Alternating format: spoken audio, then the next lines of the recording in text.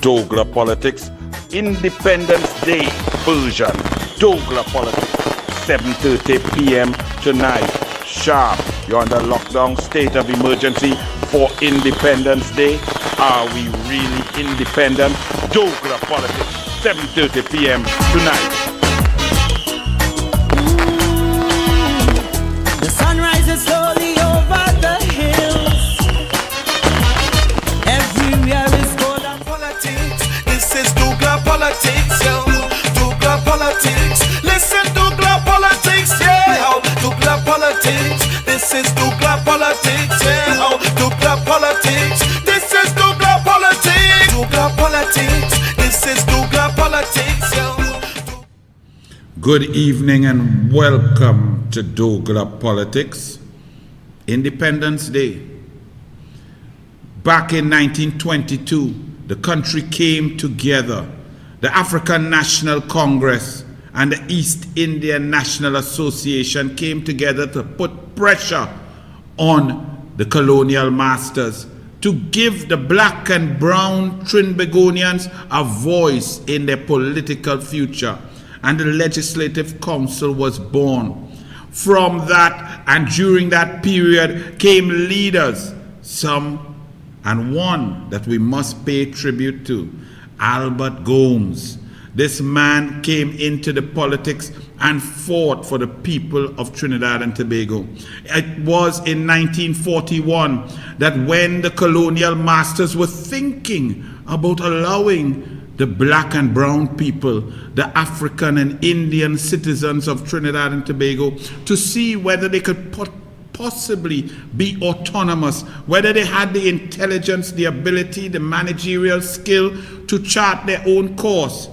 It was this man, Albert Gomes, who went into that committee that was weighted on the side of leave them black and brown people right there. Let them just do we bidding and let the pinks take all the money. And Albert Gomes fought and convinced that committee that autonomy was the route to go, that the people of Trinidad and Tobago should be granted the ability to chart their destiny through politics, through political power, and eventually through independence. So this man, Albert Gomes, deserves a lot of credit. And when you see this image and they're describing him, he was a man who fought for the people. And this thing just happened to strike me. He was determined to work for the people.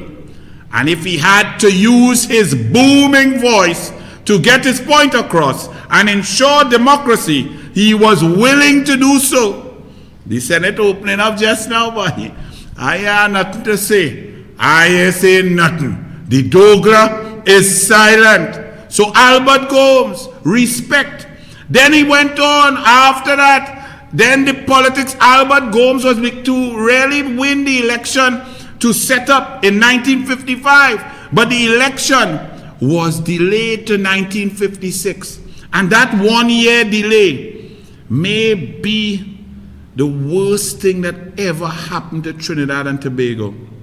Because within that 1 year delay, a young graduate from Oxford University, one Dr. Eric Eustace Williams, became the leader of the PNM. And the delay in the election, the PNM won that election in 1956 for the Legislative Council, defeating Albert Gomes, a patriot and a man of the people who used his booming voice to fight for citizens. And instead, this people's national movement began to press their knee on the necks of Trinbagonians from back then. It was this PNM under Dr. Eric Eustace Williams who, in the election of 1961, used vagabonds, used gangs, used strong arms against the East Indians in the country. In Sawan Barataria, used police groups. Is this sounding a little bit too close to home for now?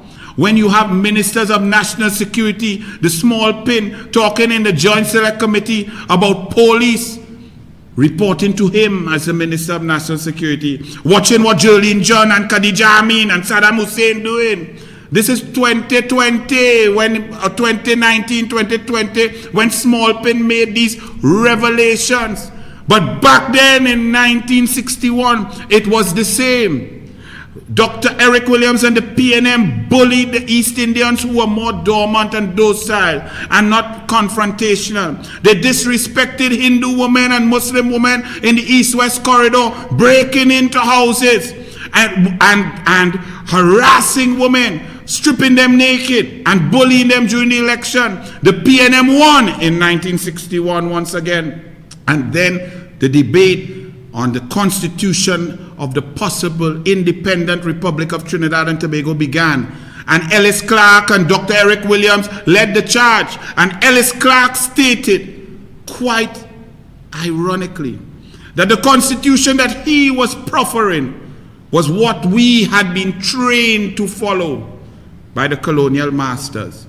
They ignored all sensible consultation, exaltation. They ignored Gomes, they ignored Gordon, they ignored all the leaders. They ignored Capildeo. They went up to Marlborough House and Dr. Eric Williams lied to the opposition, said that he, when he returned home, so as not to waste this travel, not to waste the Queen's time and the lawyer's time at Marlborough House, that if the opposition agreed to sign off with this independence, that he will come home and restructure the EBC, stop the gerrymandering of the boundaries, stop the cheating for electoral victory. Well, as he returned home with a signed document, he did no such thing, and we suffer up to today, Dr. Eric Williams. But as the flag was raised in 1962, this was the speech of Dr. Eric Eustace Williams. And I want you to listen carefully and not only think back, but think about right now. Think about Rowley. Think about the PNM. Think about the EBC. Think about Fernandes. Think about the niece of a sitting minister. Think about the head of the EBC being the best friend of the Minister of Education, the Minister of Bundles. Think about all of that. Think about the SOE. Think about the frivolous reason. Think about our democracy and where it is. Think carefully as you listen to this clip from Dr. Eric Eustace Williams, and we thank the people at MCTV, news station, new channel, for giving us this video. Run it. Welcome to another edition of Our Sporting Heroes. Today though, we have an episode with a twist. The hero is not Brian Lara, Hazley Crawford, Keishon Walcott, or 2006 Soca Warriors, or even our very own 1979 World Championship netball team. No, with independence in the air, we look back at a clip from the Independence Day speech from our very first Prime Minister, Dr. Eric Williams. The first responsibility that devolves upon you is the protection and promotion of your democracy. Democracy means more, much more, than the right to vote, and one vote for every man and every woman of the prescribed age. Democracy means recognition of the rights of others. Democracy means the equality of all in the eyes of the law. Democracy means equality of opportunity for all in education, in the public service, and in private employment. I repeat, and in private employment. Democracy means responsibility of the government to its citizens, the protection of the citizens from the exercise of arbitrary power and the violation of human freedom and individual rights. Democracy means freedom of worship for all, and the subordination of the rights of any one race to the overriding right of the human race. Democracy means freedom of expression and assembly and organization. All that is democracy. All that is our democracy, to which I call upon all citizens to dedicate themselves on this our Independence Day. This is what I meant when I gave the nation as its slogan for all time: discipline, production, tolerance. Our national flag belongs to all of us. Our national coat of arms with our national birds inscribed therein is the sacred trust of all our citizens. So it is today. Please, I urge you, let it always be so. Let us always be able to say with the psalmist, behold how good and how pleasant it is for brethren to dwell together in unity. Well, that's the end of this episode of Our Sporting Heroes. Happy 59 Independence wishes from all of us here at Multicultural Television and Rhythms Communication Network. If all of you did not listen to that and realize that on each and every point made by Dr. Eric Eustace Williams, Keith Rowley and the PNM failed dramatically. He stated that democracy, we must protect our democracy. Has our democracy been protected, or has it been attacked by Keith Christopher Rowley? In Tobago, since January, there's been a 6-all tie, and the PNM is governing Tobago and spending money as if the election never happened, calling an interim person chief secretary as if nothing happened, instructing the EBC to change the seats and to gerrymander to move to 15 seats, now calling a retreat to move over there under state of emergency to have an election to try and hold power. Is that democracy? Is that fairness? Is the EBC independent? Are the boundaries normal, or are they shifting polling divisions in San Fernando West and shifting them out of Oropouche into Oropouche and shifting areas around San Fernando East into San Fernando West to protect that seat, to try and make it a safe PNM seat? Are they building houses all over the marginals on agricultural land to give you democracy? Dr. Williams talked about one man, one vote, protecting that. Did we not just have an election where the PNM said in a pandemic, the only country in the world that refused its citizens the chance to come home to vote by an exemption policy that kept citizens out? Over 35,000 citizens, intelligent, brilliant citizens, were left out of the electoral process. Is that what Dr. Williams was talking about? He talked about equality under the law, yet we see Zessers and Wessers. We see PNM AGs braying like donkey, dribbling on man in a room without mask and being protected. We see in 14 people on a boat and them investigating. We see in Zessers on the ground getting charged, while ministers wear their masks like chin strap, convent girl, prime minister, minister bundles, none of them getting charged. One law for the haves, one law for the have-nots. We see in a big PNM when they had Andrew Gabriel's daughter wedding, while everybody else is under lockdown, shutdown, and broke down. Equality under the law? I think not. Responsibility to protect all citizens. Is that happening? With our porous borders, illegal immigration, and now under the pandemic, Brazilian variant, and now they're claiming Delta variant is spreading. Where the Delta variant pass?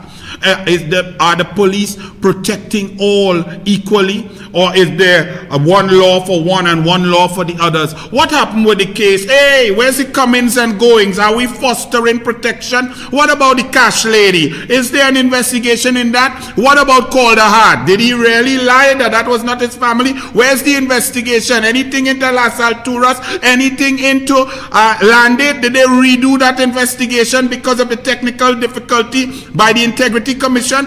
Is there one law for everyone? How many UNC councillors over the last 10 years have been pulled into the police station for protesting, while Rowley and the PNM could protest and do what they want, and somehow the police pass by? Is that what Dr. Williams was talking about? Protection from arbitrary power. Keith Rowley just went in the parliament this week and extended a state of emergency, a failed state of emergency, where under state of emergency over 1,000 citizens died of the COVID-19, where over 32,000 citizens contracted COVID-19, where Tobago pre-state of emergency and pre-Rowley's invitation was pristine, a pristine bubble of cleanliness, brilliance, and good health, and now Tobago is reeling from a prime minister who did not protect Tobago. In fact, he invited all and sundry to come and poison Tobago and Tobagonians. Is that what you're talking about? Freedom of worship. Are we seeing that in Trinidad and Tobago? Churches are closed while malls are open. Malls, you could go and spend your money, while Rowley dodges floods, dodges the black people in flood in Laventille and Maraval and all over the north of Trinidad, dodges the brown people, the Indians, East Indians in Caroni and Central and Couva, and ends up in the C3 Mall with the shiny shoe to go and check his brethren them. Is that equality? Is that freedom of worship? Hindu religion is being suffered. They believe in the open fire cremation, that for their loved ones to spend a life in eternity, they need to separate the body and the spirit. Yet this PNM has banned open fire cremations with no science whatsoever. No WHO, no PAHO, no world, nothing. Not a bit of science that bans it. But yet, because of the Hindu faith belief and political victimization, the CMO is silent for weeks and months on end, even though the Hindu worshippers and Hindu groups had tried their best to stay calm. But yet there is oppression. Why were rivers closed and continue to be closed while malls and retailers are open? Freedom of expression and assembly. All of you citizens would love to protest Rowley's arrogance, Rowley's abuse in Tobago, Rowley's COVID chaos, Rowley attacking the doctors and attacking the system and attacking the citizens, Rowley's shambolic handling of the economy, the children, the COVID-19 vaccination, the lack of procurement, the lack of options. Now he's warped with vaccinations but no education program, and coming to talk arrogantly, shout down at you. The people want to protest every aspect of Rowley, his neglect of culture, his neglect of the business community, his poor negotiation for the gas industry, his shutting down of Petrotrin, his ignoring of the labor unions. You want to protest but you can't, because he has suppressed your rights and oppressed your rights. Independence Day, would you like me to say the word happy?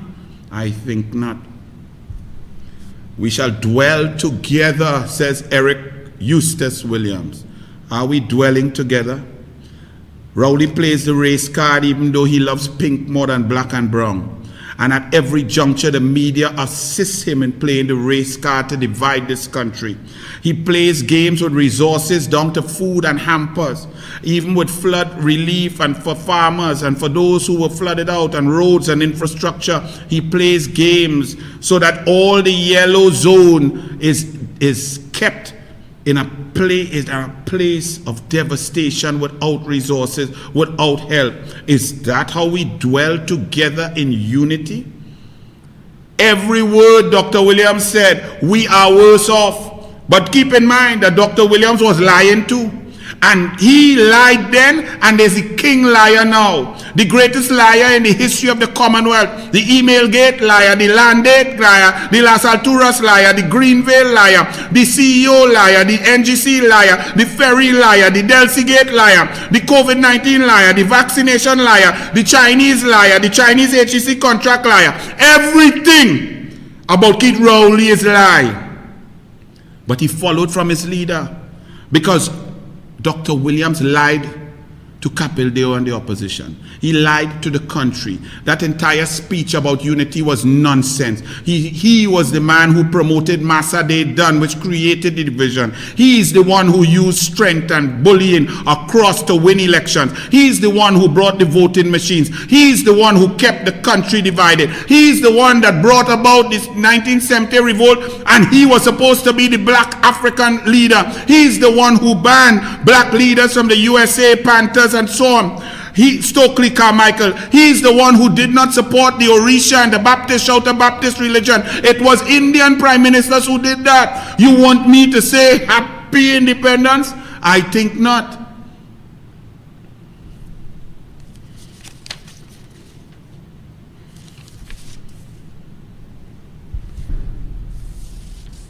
Joe Newell Williams continued the policy of the PNM. Once, Calypso was a brilliant tradition. The newspaper of the people, the newspaper of the masses, controlled by no one. So much so that Dr. Williams used to say, let the jackass bray, and turn off his hearing aid. But the Calypsonians were allowed to sing for issues, to sing on facts, to sing on information. The PNM and Joe Newell Williams, their czar of political machinations, bought and sold Calypso and turned Calypso into a PNM thing, into a party group, into a divider of the country, taking East Indians away from the tents by buying Calypsonians, renting them out, and instructing them what to write, how to write, and where to write. That's where our calypso art form is now. That's why the tents are not viable, because half their market is gone because of the policies of the PNM to divide and rule. In this nonsense that has been going on for 6 years, how many stinging calypsos have you heard about Rowley being an Oreo, about Pum Pum governance? Once you give him Pum Pum, you get a walk. Where the Kaiso? Where about Rowley lying? How many calypsos you heard about Emailgate? A man who come to say people going to murder but hold a piece of paper for 6 months. How many you heard about Delcy Gate? How many Latin beat calypso you heard about Maduro and Rowley whining in a conga line while the gas deal goes sour? How many Kaiso you hear about the small pin with Asha Javid in West Hills writing in the front page of the Express? How many you heard about the lack of procurement? How many you heard about the Obia man from Mason Hall by way of Lekoto putting spirit lash on Patrick Mervyn Augustus Manning? How much Kaiso you hear about Brian Manning loving up the man who put spirit lash on his father? Oh, and this fodder for Calypso? Where Calypso gone? Joe Newell, where has it gone? And just to show you where how deep and far Calypso and the newspapers and the mass media has gone, I take you to the Express paper, Tuesday, 31st August 2021, where I nearly choke on my doubles and spit out my coffee when I read this.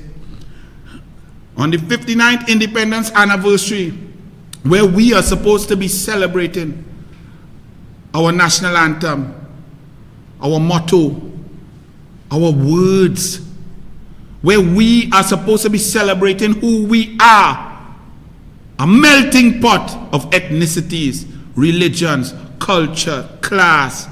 Trinidad and Tobago, sweet Trinidad and Tobago.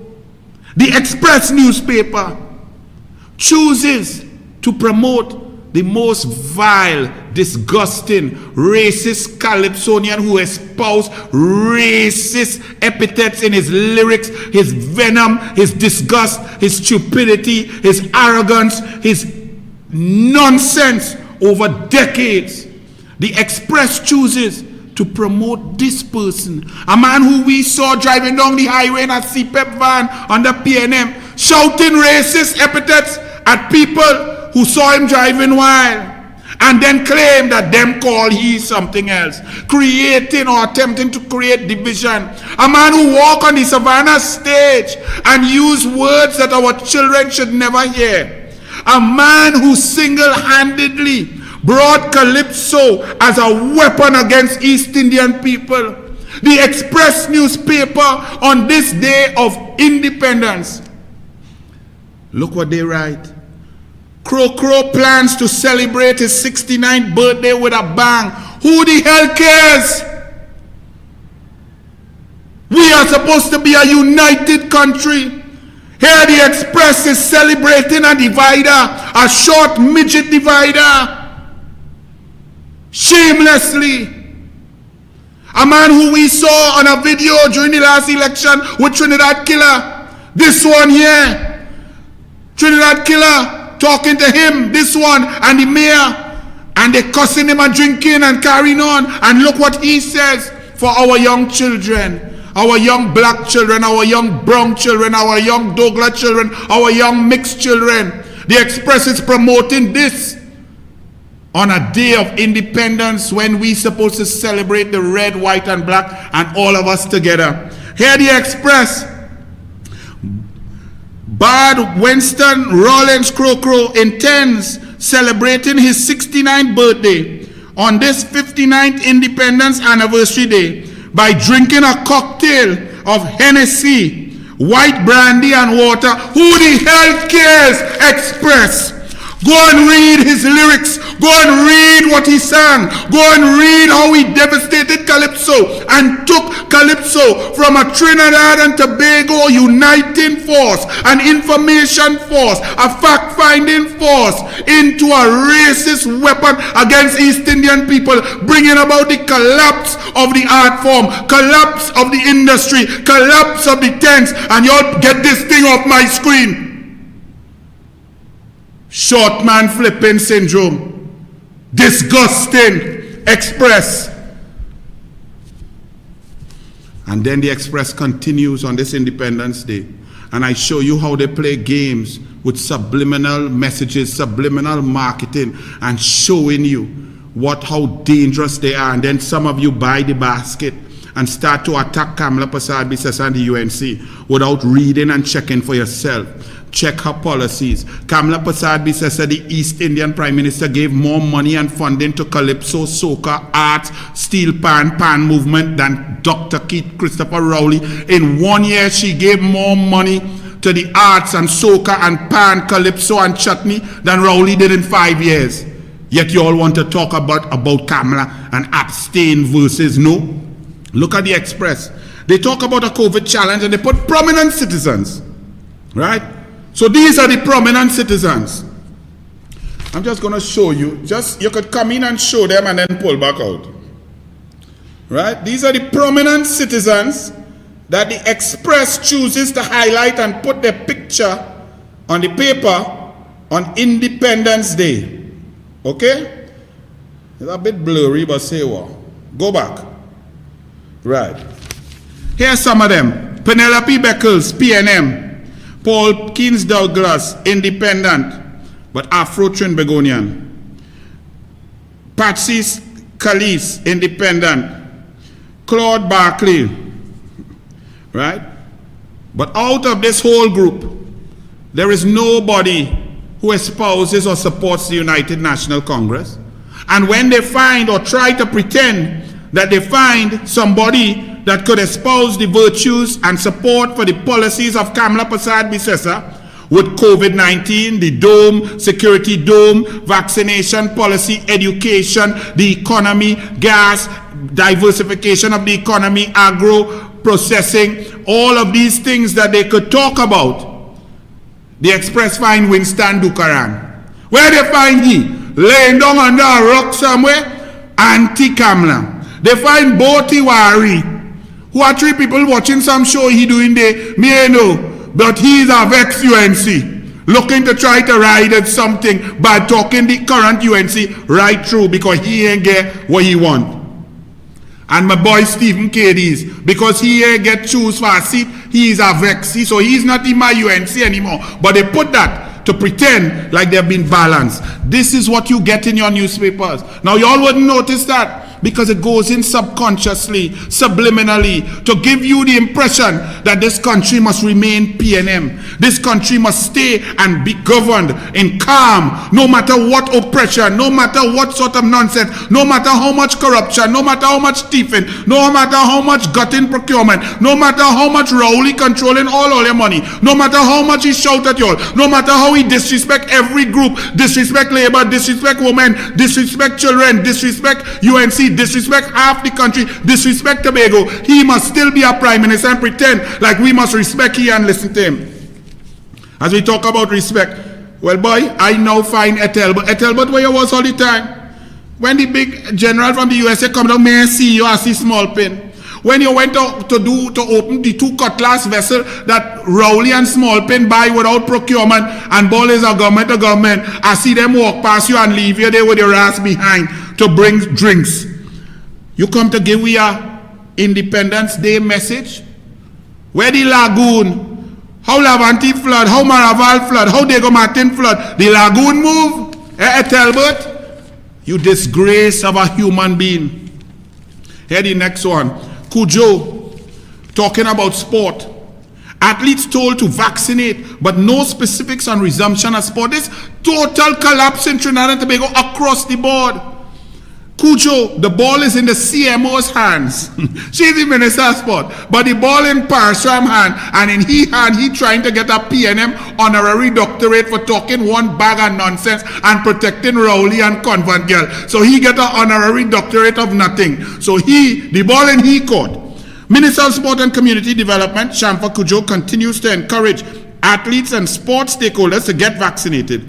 But unlike other sectors, no specific targets or dates are in place to resume sports. But she was the one who stated no priority for our Olympic athletes, no priority for our elite athletes in vaccination. Remember back in March? And I came and I tell Ole, but what madness. Our athletes need to get outside there. They need to train. They need to practice. They need to compete ahead of Tokyo. She didn't listen. We did nothing. Send our athletes out to get blowout and then come in to say, oh, I did a good job because I look lighter than I was before. I don't have any information. You are absolutely correct, Shampa Kujo. You should have stopped right there. I don't have any information. Anytime you get up to debate in the parliament, just get up and say, Madam Speaker, I am glad to join this debate on this budget bill, finance bill 2021-2022. I have no information. Thank you, Madam Speaker. That is all you good for, Shampa Kujo. That is your speech. Whenever you're going to a sport function or do something, just say, I have no information. Brilliant. And stop right there. The Douglas all go support you once you stop there. I told you all about Douglas Camacho, the next one in the 1-2 tandem of stupidity in sport for the PNM, the chairman of the sport company, who's also the chairman of the hockey board, and cannot up to now put on a hockey pitch for hockey children to play, who could not get money for the hockey teams to go to Chile to prepare for the Junior World Cup qualifying tournament, who send them to the slaughter, they land and get 15-0 in the tail. Well, out of 7 teams, we come 6th. Congratulations, PNM. You all may think it's funny, but I don't. Sending our children out there to be dramatically drubbed is disgusting. It could damage them, make lose their confidence, any ability they want to train and move on. It could thwart their success for generations to come. They may never want to see that kind of competition again, but it's not their fault. It's because of the lack of management, lack of skill, lack of understanding, lack of resources, and just pure lack of heart of this one. But she put a lot of effort in changing how she look. Why you don't put that effort into preparing my children to go and compete? You could compete now. You could go in a Miss Tobago pageant. Now Tobago don't even want you. Move, Sheena. Now let me tell you something, please, my people. Keith Christopher Rowley has been a member of parliament since 1991. Since 1991, going on 30 years in Dago Martin West. Up to now, I live in Dago Martin West by my father since 1980. Me and see Keith Rowley have an office there once. He might go there when the media there to pretend there. He might go there to drink scotch and eat shrimps and look for grabby wabby wife. He might do them kind of thing. But to have an office day like Patrick Manning used to have, like Kamala Persad-Bissessar had, like Bastio Pandey had, like all of these prime ministers had, where they see people, see constituents, and sit there for hours hearing the plight of the people, staying in touch with the ground. Rowley never even bother with that. But all your media would not highlight that because you all are happy. Your shareholders are making billions on the side telling us about the profits, while people can't get a hamper and people losing their work and suffering. Those corporations who support Rowley talking about billions of profit. Well, I am reading when some of you try to claim that Rowley, PNM and UNC is the same thing and Kamala Rowley same thing, the nonsense that you all spew, it just doesn't fit in a brain that reads and can understand. Let me give you a stark example. And many of you all would have read this article and maybe would not have understood, Daily Express, News Extra, page 17, Monday, 30th August 2021. Nkosi has a dream. Teenager needs financing to become a doctor. Well, I was very interested in that story. You don't have to come in. I was very interested in that story one time because I love high achievement. I love children who put their head down, discipline, work hard, and get success. So I jumped to read this story. Nkosi has a dream. But then it worried me too. The teenager needs financing to become a doctor. Just on that headline. If Kamala was Prime Minister, this article would not be written. because he would have had financing from Kamala, Fazal Karim, and the UNC government to go and be a doctor. This would be a non-starter. The article would have said, Nkosi is off, and he's going to become a doctor. Thanks to Kamala and Fazal Karim and the UNC. You find him. Yes, that's the boy, the young man. Brilliant young man.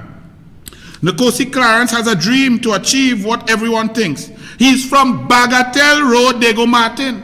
Why is that significant? Because that is in the constituency of Keith Christopher Rowley. This boy is 19 years old.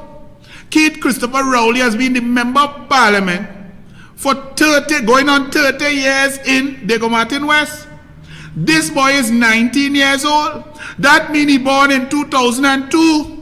In 2002 to 2010, the PNM was in charge. From 2015 to 2021, the PNM was in charge. So the PNM and Rowley, his MP, have been in charge of his life for 14 of 19 years. Keith Christopher Rowley has been Prime Minister for 6 of his 19 years. He is a constituent of the Prime Minister, Keith Christopher Rowley.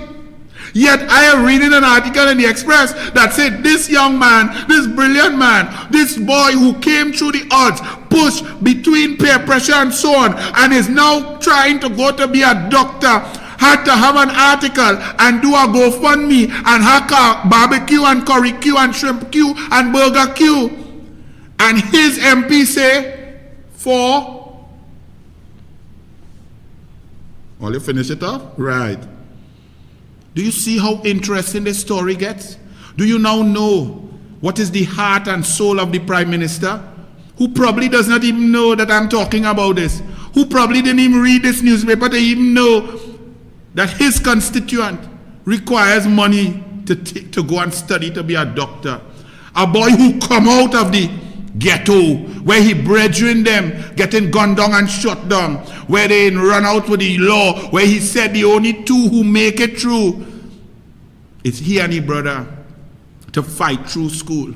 He who did not have Montessori education, his early education was Sesame Street, because he didn't have no early childhood center and education, because the PNM didn't think about that. Because Coleman Butt and Rowley and them just get 10,000 votes no matter what they do. Isn't this an interesting story?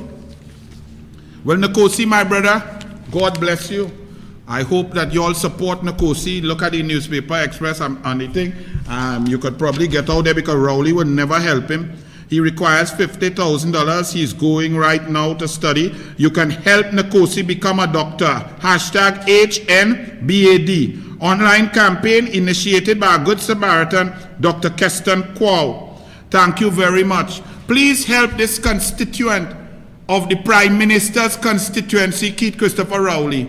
And if that does show you that Rowley care about none of all you, if you don't care about his own little constituents, from in Bagatelle right there, where he spend money and give his golfing buddy a contract for a big stadium sport and then lock it up from the very children in Bagatelle that they can't use it. All you go ahead and keep talking nonsense. If Kamala Prasad was Prime Minister, Nkosi is not her constituent, but he would not have to be raising money and thinking about whether he's going to be a doctor or not, because she and Fazal Karim increased gate from 400 million to 800 million, and he would have had no problem. Furthermore, he also plays football, hockey, pan, all kind of thing. So he has extracurricular activities. So under the office of the Prime Minister, there's something called the Prime Minister's Fund also. And he could have gotten funding from the Prime Minister's Fund. Who is the Prime Minister now? Oreo, heartless, don't care, nastiness, who didn't even care about his own child, call it an outside child, and celebrate inside child. The Prime Minister's office has a fund for people like Nkosi. The Prime Minister is his member of parliament. Why is this boy and why is Dr. Kwao having to raise funds for this boy? And y'all think I must say Happy Independence Day? We take we freedom and dip we finger for an idiot. Prime Minister Rowley, IMF funds to be used to bolster business, and he promises that the funds, he will be as transparent as can possibly. Oh Lord, I don't even know say. Let Kamla Prasad deal with Rowley on this IMF thing. The IMF give us 644 million US. Rowley done ball with Ember that we spent $5 billion on COVID-19 relief. We get 644 million US after Coleman but say that the prescriptions of the IMF are too onerous and so on, and therefore we took a loan from the Chinese to get CIAO. All the CIAO going and pour down the drain. I don't know what to say, but let Kamala Prasad deal with this ball-head clown they call Rowley. Run it. So there you have it. You would have seen a video showing the contradictions with respect to the way in which the SAR money is to be used between the Prime Minister and the Minister of Finance. Each seems to have a different idea as to how the money is to be spent. Now, it is very important that there be transparency and accountability in terms of how this money is to be spent, because they have already reported they've spent $5 billion on COVID, and where is it? What do they have to show for it? This is an additional $4 billion, which is to help, as the IMF says, during the pandemic, in their guidelines of how it is to be used. Where will this $4 billion go? So we would want that accountability and transparency as to how this money is going to be spent. It does not take a crystal ball to see that government will take this money and use it to plug the deficit, budget deficit. The Minister of Finance was at pains in his midterm review to talk about how much deficit there would be, how much shortfall in revenue there would be. Indeed, now there's a tax amnesty trying to draw out more revenue from people. So we know budget deficit is very, very huge in this fiscal year 2021, and government may well want to use these monies for plugging the holes in the budget deficit. However, the IMF has given recommendations as to how the money is to be spent, and we trust that the government will honor the recommendations the IMF made as to how the money is to be spent. I turn now. Now, if y'all believe that Keith Christopher Rowley is going to tell you and follow any rules as to how your money will be spent, well, I can't laugh as much as I want to because I will get an asthma attack. Keith Christopher Rowley, who criticized Manning for meeting with one CEO in 2006 when he met at Whitehall, the Prime Minister's office, with the CEO of Sunway. Since Keith Rowley has become Prime Minister, all he does do is meet with CEO of gas company, CEO of oil company, CEO of bank, CEO of Chinese company, CEO of contracted company, CEO of shipbuilding company. All the procurement goes through him and the office of the Prime Minister. His small pin, his Richard Young small pin, is in charge of all investments. His friend Noel Garcia is in charge of all expenditure. His other friends Newman George and A.A. Kwameda are spending your money. There's no corporate governance, no eyes on the money. Ministers are purchasing vessels, ministers are procuring. Never before have we ever seen such breakdown in corporate governance. And Rowley says, who better to spend your money than him? A man who gravel rolled from by a hospital somewhere to by he. Listen to Rowley. But you, the people, you will be told along the way, we will be as open as possible. What that mean? We will be as open as possible. We're not shutting down Petrotrin. And if you was closing your fridge, let me repeat, we're not shutting down Petrotrin. The board tell we shut it down. Winfred Espine go swear on the Bible and say, we never tell Rowley shut down nothing. Rowley shut that down on his own. What about the fake oil case? They appeal that yet? Y'all wait there for transparency, accountability about your money.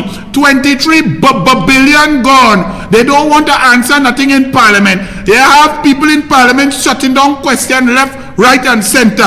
The Parliament is a joke right now. Under the Constitution, that the original Prime Minister lied to the opposition to produce a big liar, the biggest liar in the Commonwealth, who is now the Prime Minister, who telling all you, hold up, selector. I could be as open as possible with all you. Yeah, look, he and his friend there. When he hear thing, he call his friend. Yes, he say, hey, Never mind I is the head of the National Security Council. Never mind I is the head of Petrotrin. Never mind I appoint the board of Petrotrin. Never mind I is the Prime Minister. Never mind is my minister called for the audit. Never mind is my PNM that do the audit and stop the thing and do the thing. Never mind all of that other call my boy. Hey, my brethren them. You ever call him to ask him what was them epithets he was using? What was all them words he was using when he was whining bareback and talking about he love you and Stuarty like all three you could go in the mud and love up? You never call him? Or he is pum-pum governance too? That pum-pum real expanding boy Rowley. Rowley, you're very free and open with your pum-pum. Alright. But wait and nearly throw with this. As you're talking about open as possible and transparent. Were you open and transparent with the Bridgemans when you tell Tobogonians that was crooked money, but it went through the cabinet riggers, and then your small pen had to say, no, boss, we was in Tobago, boss, me and you, we was drinking scotch and eating shrimps. Oh, yes, I approve that over the phone, yes. And the Bridgeman's money is still running 175 million and counting that he called crooked money, but he approved the crooked money with prime ministerial cabinet authority overarching, then went to the cabinet for covering approval. What about the Chinese loans? You was open with that or you're signing NDA for vaccine and all. What about the Chinese contract with HCC when you were the Minister of Housing and say you ain't know how that reached the cabinet, but it could only reach the cabinet with the sitting minister signing the red file for it to go to cabinet. But you come and tell, oh, I don't know about that. What about the tenders that Angus Young, small pin brother, all of a sudden in September 2015, Angus Young, the CEO of a small rat-tail company where we just drink rum on the avenue by Frankie's, zero public sector work, and 4 years into PNM and his brother being a super minister, $3.81 billion. We ain't getting no re-accounting now. It could be more than that now. $3.81 billion. All of a sudden, Angus Young become the tender winner and talking and buffing on cycling track and talking about his brother was a triathlon champion. Lying. They had no Stuart Smallpin Young win anything. The only thing he win was in West Hills to have Asha Javid take she from the Attorney General under the PNM, John Jeremy. That's the only thing he win. This clown, this total idiot Angus Young, all you look at him and feel he's so bright. Oh, you are such a good CEO. Oh my goodness, we need to pay our taxes and do our duty while your brother rich, and since your brother rich, your company just get 3.81 billion. Well, all of us want to work and serve like that, and your father in charge of directing investment to your brother who's in the office of the Prime Minister next to Rowley, and you talking your big dotish clown. Move in, man. What about the Clico portfolio that involved anger? Put him back. His father was on the board of Sagico, and the very government of which his brother Smallpin, and this is Smallpin Jr., so imagine he pin smaller than his big brother own. Lord, you need a microscope to see that. But he brother swearing in the government, and the brother is part of the government when Maritime bid 300 million more than Sagico. And Coleman but come to say, well, they awarded it to Sagico because Maritime is not a solid company and not a local company. Sagico is from Barbados, and me and know Barbados is local. If it was local, then we'd have a good Prime Minister. We'd have Mia Amor Motley. Move this clown who can ride a bike now and feel good. Big dunce. When we talking about PNM, let me talk, where the minister, man? Because every time I open my papers, it's somebody with a water tank, somebody with a bucket, somebody crying for water. Where is NCW minister, man? Hey, boy, we need to put you in the police force, boy. Because for you to be able to spot a man in a van while you in a function and the van traveling at 60 miles per hour, and you know that man so good that you know that man should be in the passenger seat rather than changing gear in the driver's seat and mashing brakes, you need to work with the police, boy, because we need some mako like you, because you is the minister, man. How you know that man so good? You know that man so good, but yet the water position in Trinidad and Tobago is the worst in the history of Trinidad and Tobago. Your man and them can't even bathe. They smelling stink because of you. Nobody could get water. Leave it there. 2 days of no pipe-borne water in almost 2 years. Kingdom Avenue, Arima residence. Arima, and Arima have something to do with water, or the name Arima. In Arima, 2 years, only pipe-borne water for 2 days. Then, one day after public appeal, Wassa trucks take water to Belmont. And Belmont is the minister man, good friend, Small Pin, is the MP. The super minister, Rowley's O'Halloran, Small Pin, is the MP for Belmont. And people are to protest in Belmont to get water. But Angus Young, who's friends with this minister man too, get $3.81 billion of work. He just win tenders since he brother recusing himself in the cabinet. He just turned to be the most brilliant creative CEO. He turned a little rat stale company into a merchant bank. He getting foreign exchange, all kind of thing. But Angus Young and Minister Man, them kind of close too.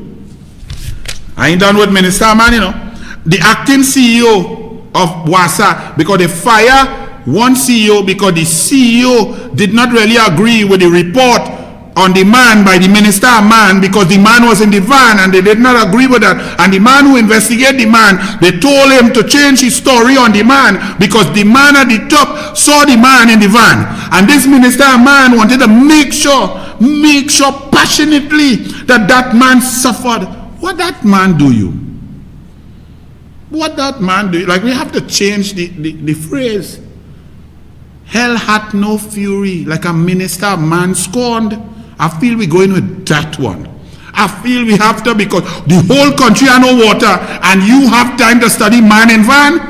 Wassa to fix lifetime of woes. And the Newsday prints this, lifetime of woes. Not a lifetime. Newsday. 2014 was just 7 years ago. Under Kamla Prasad Bisesa and Minister of Public Utilities Ganga Singh, 74% of this population had a 24/7 supply. This was increased from 2009 levels of 21%. Ganga Singh and Kamla Prasad Bisesa and the UNC increased 24/7 water supply in your house from 21% to 74%, and was heading up in 2015 when the PNM came in with Rowley and leaked no investment, cut everything, no development, no infrastructure, no management, and hole and busing. And then they tell we it's drought when it's really pipe busting and nothing doing. And now we are down to 18%, 24/7. That was 3 months ago. Now it look like we lower than that. No water in Diego Martin, nothing going on. Imagine Diego Martin have the Minister of Finance and the Prime Minister. Well, they have the nosebreaker too, but he's a done so couldn't even get in Fatima properly. But they had two of them big boys, and the whole of Diego Martin had no water. But the Newsday is telling us it's a lifetime of woes. Newsday, you lie. You'll just try to ignore all the improvements under Bastille Pandey, under Ganga Singh then, under Kamla Prasad Bisesa and the UNC, because the Newsday under Judy Raymond only understand floppy pipe, soft pipe. That all them know, all Judy Raymond know now, it's soft pipe. The honey goat weed, not working. Double the dose. Moving on from bricks to books, where this is the great movie, move the minister, man. Ladies and gentlemen, I don't know what to tell you. Because when I was discussing this editorial with somebody who was aware and who has become aware that the mass media is PNM centric and PNM centered and Rowley centered. And that's why the only reason why we have Keith Rowley as Prime Minister. Because the mass media, the Express 2010 to 2015, #1 investigative journalist Asha Javid, who she loving up with since 2013, Small Pin Young. Who she was loving up before that, former PNM Attorney General John Jeremy, and about 2 other PNM on all she business. And I don't mind if she loves PNM. But if you are writing for the number one newspaper in the country and you have an emotional bias towards one side, cannot be fair journalism. And the Express knew this, because when I bust it on Power 102, they moved she from investigative political journalism into the business section without an apology, without an explanation. And every article that she wrote, which was fraught with bias to the PNM and lies against the UNC, would get 89,000 papers per day. And if 2 or 3 people read that headline per day, her lies infiltrate the brain and the perception of the population. Then the morning talk shows and the radio shows with some fellas like JW who have no O-levels that you can't even rub them together because they don't want, you can't rub one. You understand? JW and them then take these PNM headlines and espouse it through the airwaves on 16 PNM radio stations. Then in the evening, if that was not enough, in one day, you could turn on TV6, 360,000 people watching it, and the first 8 minutes is pure PNM propaganda. You can go to CNC3, and you can turn on, for the first 8 minutes, 160,000 people watching back then, pure PNM propaganda, PNM. Don't you think that would have a great influence on your minds? Well, let me show you the insanity and the level to which Trinidad and Tobago has reached. Because this intelligent woman I was talking to could not believe when I went through this. Now you all take your minds back. Don't let the Douglas influence you at all. Kamla is known for many policies. Children Life Fund, saving 153 lives that children would have died by giving them up to $1 million to help them, their parents give them surgery. So no curricue, no barbecue, no nothing. Laptop program, many others, but let's deal with that. Kamla Prasad Bisesa said early o'clock, from since she came in, put on her boots after she swearing and go and check people in the flooding, shake their hands, see what the problems were, and put her ministers to work to dredge rivers, to clear it out, to stop the flooding, to mitigate local government, ODPM, to act in case of flooding. She acted to help people one time. All they don't remember that, Kamla bad, Kamla. Kamla also instructed the Minister of Education, Tim Gopi Singh, to begin getting our children ready for the digital age. She said that in the first month, in May to June 2010, Tim Gopi Singh started immediately to go and do the research, bring cabinet note, and then by 2011, the laptop program for all Form 1 students began. She was then working towards that and then going to go backwards into the primary schools from standard 4, go down for tablets. She was going to get online Wi-Fi across the board to ensure that children, and especially those, after she did a survey with Dr. Selwyn Ryan and so on, to see the at-risk areas who needed the help, where the gap in education was the biggest. She was ensuring that those areas would have free Wi-Fi areas set up so that children could study and get an advantage to get out there and compete in the education system. Kamla was preparing the country and the country's children 11 years ago for the digital age through laptops. If you all think I lie, Archie, they may think I lie. Just give them a little taste to remind them. Run it.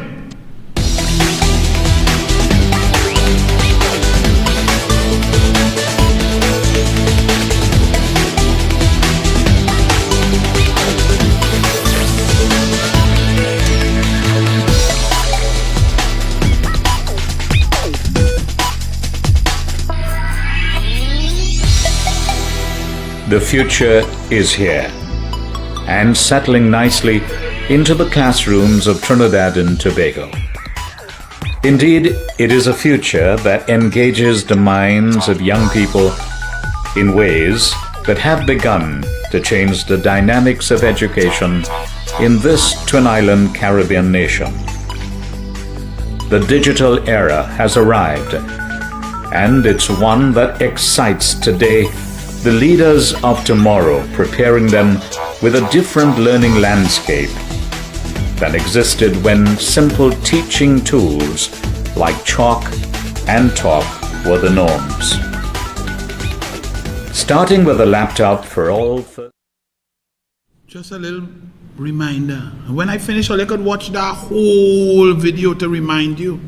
But then I open my Newsday newspaper, the Judy Raymond Hortney Goatweed newspaper, the Rowley and Rice newspaper, the biased Newsday that tries to promote the PNM and Rowley as something palatable when he's a total disgrace in all spheres.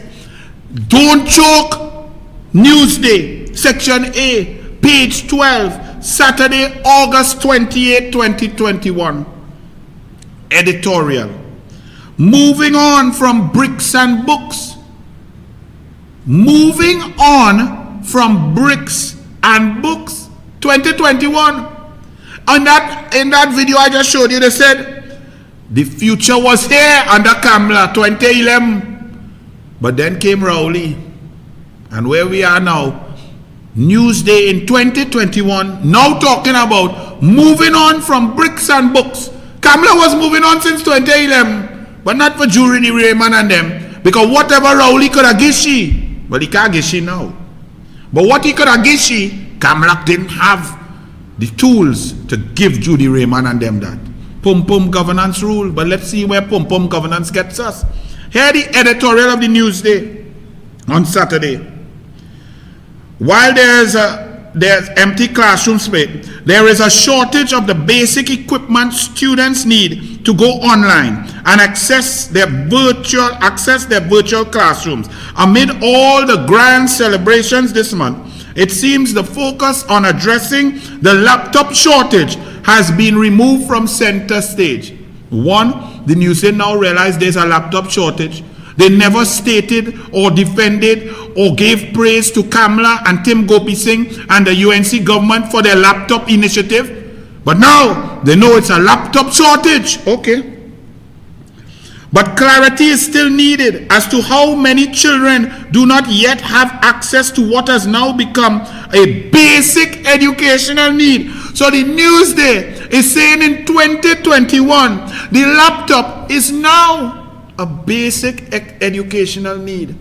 Kamala Prasad Bisesa said that in 2010 into 2011 that a laptop, Wi-Fi, online, tablet, devices were a basic necessity, a basic educational tool. 11 years later, the Newsday is now agreeing with Kamala Prasad Bisesa after assisting, aiding and abetting, putting a clueless, heartless, lying clown as Prime Minister. The Newsday continued, and they said they don't have the information. Well, we give you the information all the time. In the last 18 months, 46,690 children did not go online. They missed out 18 months of their education. The government has only purchased 8,000 devices. They ordered 20,000, 12,000 have not even arrived yet. The private sector has given a certain amount, leaving a deficit of 38,369. That's the numbers from Minister of Bundles. She's not too happy too, because after the COVID-19 and the erectile dysfunction, the honey goat weed not working too. So, but that the information. The Newsday that's giving us an editorial and supposed to provide us with information is telling us that they don't have the information. Well, the Douglas just gave you the information that come from the Minister of Bundles, right? The Newsday continued. It is precisely because of the vagaries of demand and supply. If you're eating or drinking, put it down now. Don't. Because I don't want to be responsible for all your going hospital, choking, and then get Brazilian or Delta variant when you're reaching there. So stop eating or drinking now. Listen to the Newsday. Let me repeat. Page 12, Newsday, section A, Saturday, August 28, 2021. It is precisely because of the vagaries of demand and supply that the state, meaning the PNM government, needs to consider even more measures to help students out. For example, in many countries today, students receive heavy discounts from large retailers for laptop purchases. In 2021, the Newsday is telling the government to try and give discounts, try and put something in place so that children could get discount to go for their parents to go and buy laptops. Kamla Prasad Bisesa, the UNC, Tim Gopi Singh were giving the children free laptops. The news they find that is rubbish. Them want to ask for the discount. Go and beg for a discount. What do you all want me to say again? The news they continued. It's always good because he was talking at a ceremony to open a school. Keith Rowley attacked Tim Gopi Singh and Kamla Prasad Bisesa way back in 2016 or 2017, saying how they lie. Rowley said openly, telling the media, go and ask Tim Gopi Singh and Kamla Prasad Bisesa where the 106 schools they built. Well, Tim Gopi Singh immediately provided pictures, footage with music and names and showed every single one of the 106 schools completed by Tim Gopi Singh, Kamla Prasad Bisesa and the UNC. He showed every single one. The media didn't go back by Rowley and say, hey, we went and asked what you say, but look what happened by. Like you ain't know what was going on. In that first 5-year period, Rowley built not one school. Tim Gopi Singh and Kamla Prasad Bisesa also left about 62 schools at various stages of completion, from 92% to about 40%. Keith Rowley, just like the Children's Hospital, left them there to rot and let people go and steal and damage all of the assets of the country that were left there for our children. Now, in 2021, he opened 2 or 3 schools that Tim and them had leave at 92%. And listen to the news there now. Listen to this. It is always good to see the education system getting the much needed infrastructure upgrades. And many of these commissioning ceremonies were undoubtedly the fruit of years of effort and planning. But when Kamla and Tim put a lot of effort and planning into building 106 schools and then nearly finishing another 62, the Newsday never said, this is good to see.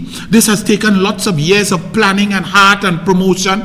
Rowley completes 4 schools and that's what they say. And y'all still think we living in a democracy? These people are sick. This newspaper Newsday has to be sick. What would you all like me to say? Can you make sense of it? And now we're looking at the children. Look at this newspaper. Back to school. Now if it was back to school, these laptops, children would be have over 10 years of free laptops, tablets, Wi-Fi across the board. 9 years before the pandemic, we would have been ready, if Kamla was Prime Minister, to handle the pandemic seamlessly. But no, the Newsday begging for discount. So here I see an ad from up in the classifieds. HP Intel, $5,635 under the PNM. Kamla would have given that free. FHD Touch, RAM, Intel, $7,195. Newsday and the PNM begging to give all the discount. 4G RAM Inspiron, $3,450. Let me see some more the prices they're telling, they're begging for discount. So Kamla laptop was nonsense, giving the children from the taxpayers that you pay tax. Kamla said give the children, future generation, digital age, job creation, creativity, diversification, give them. The PNM say fire burn that, fire burn Kamla. Newsday say fire burn Kamla. And now say, please government, go and try and get discount. $7,700 for Dell Latitude, $4,900 for HP laptop. They have a 4GB Win Home refurbished, a refurbished one for $3,325. The Newsday and Judy Raymond telling the PNM, get them discount. And while that going on, the PNM showing that they are out there working for you.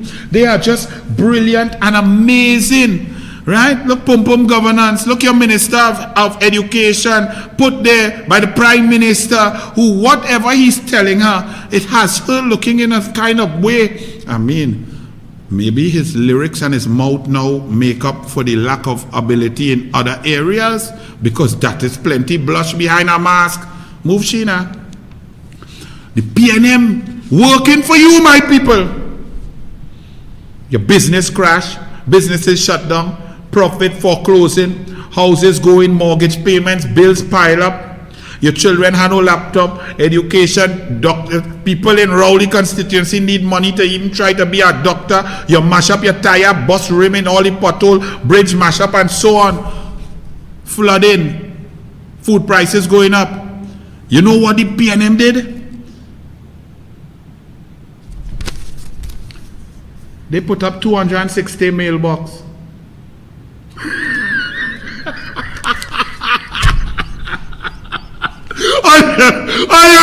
All you feel alright? Newsday, Section A, Monday, August 30th, page 16. 260 mailboxes installed at Demerara. And 2 minutes, Lahore Keta Talparo MP. Foster coming, you opening mailbox. Take care, Rowley opening your girl, you know. Go and check, you know, boy. Right? You're going to open mailbox? Foster coming. What about that thing? The police check you at all, you know. Call your boy now. And Minister of Housing and Urban Development, Penelope Beckles, cut a ribbon at the mailbox.